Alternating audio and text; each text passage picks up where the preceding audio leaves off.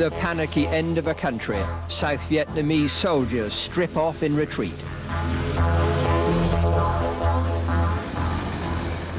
As the hours passed, the men from the jungle flowed into Saigon. In these uncertain hours, we decided to show our neutrality and the fact that we were not Americans by attaching a Union Jack to our hired car. Most Vietnamese, brave enough to be on the streets, were too busy plundering to take any notice of the BBC car. In the chaos immediately before the communists took over, the offices of the American Consul General next to the embassy caught fire, possibly a diversionary act by Viet Cong agents. The frenzy of looting went on, as if Saigon's consumer-mad people were extracting their own brassy revenge from the Americans, safely steaming off in the evacuation fleet. As I exited on the last aircraft, I felt like a dog with his tail between his legs. My operations officer was sitting across from me, and he was literally weeping. When the chips were down and we didn't carry out our promise, that was less than honorable. And I didn't feel happy about being an American. Looking back today, from the vantage point of 20 years, one can see that in the end, South Vietnam was a hollow husk with no motivation or tensile strength of its own. Deserted by the Americans, who had withdrawn all forces 4 years earlier, Saigon had lived on borrowed time under a corrupt regime. When the North Vietnamese launched Operation Ho Chi Minh in 1975, even they were amazed by the speed with which the South collapsed. By April the 27th, Saigon was surrounded.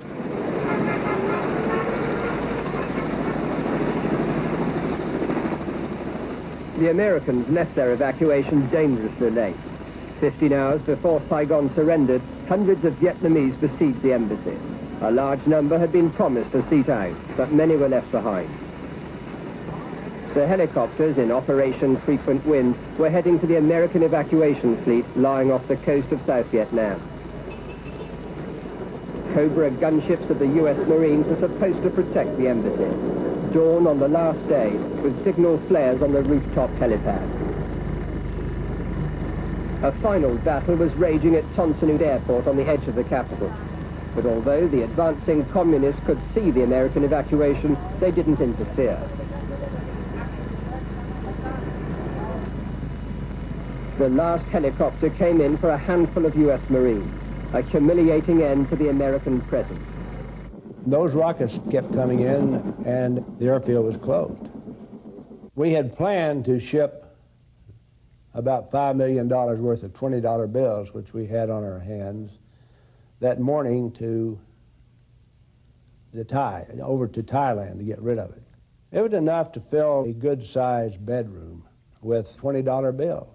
You think I'm going to put money on board these helicopters instead of human beings? No way. It was wired with thermite grenade, the same sort of thing you would use to destroy classified documents. And the Marines simply set it off, and it was burning when we left. On Saigon's waterfront, people lost their common sense and swarmed on board ships, hoping to make the journey down a river that had already fallen under the control of the communists. Soldiers began to destroy or change their identity cards. In old Saigon, there was always someone to sell a boat ticket to nowhere or a new identity.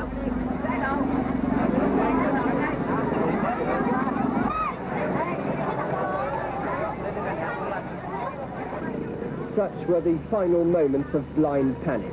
Personal survival first. The lack of concern for the weakest and the helpless was never more apparent.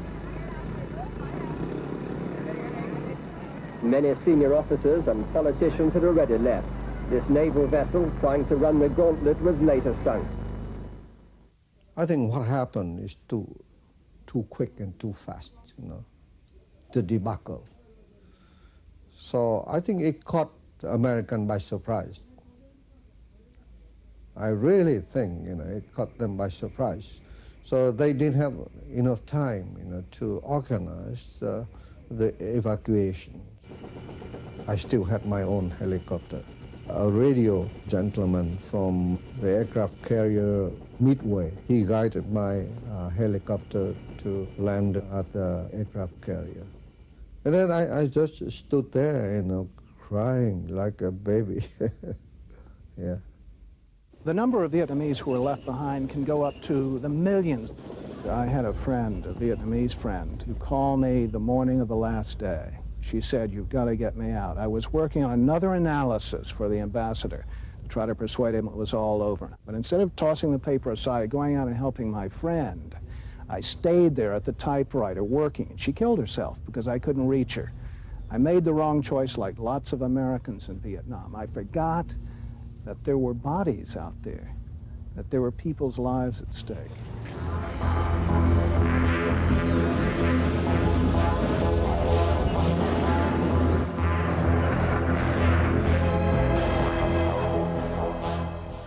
The troops stormed in soon after South Vietnam officially surrendered.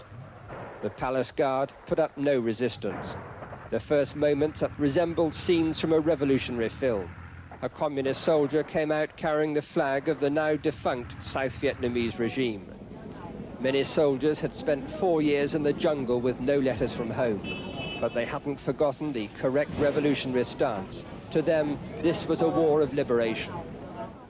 Inside the palace, General Big Min, the caretaker president, waited for his new masters.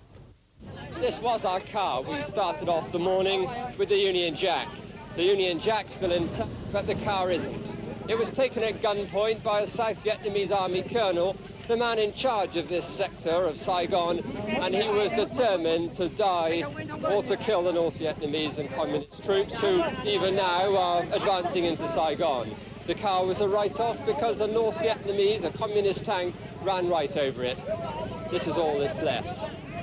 So our car didn't halt the advance, but the rest of the communist column was blocked by South Vietnamese looters.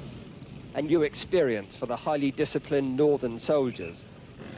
Why didn't the North Vietnamese choose to really attack in that final 48 hours? They could see that what they wanted, that is, getting rid of the Americans, was happening. And I think if they had come in and, for example, captured me and my staff, it would have placed them in an embarrassing position.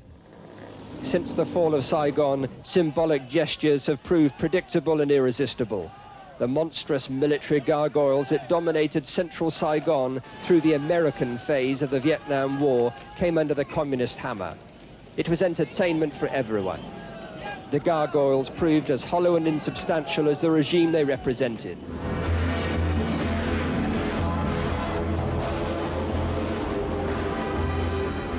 "20 years ago this week, peace did come to Vietnam, but poverty and repression continued under new masters, and the world lost interest for a long time.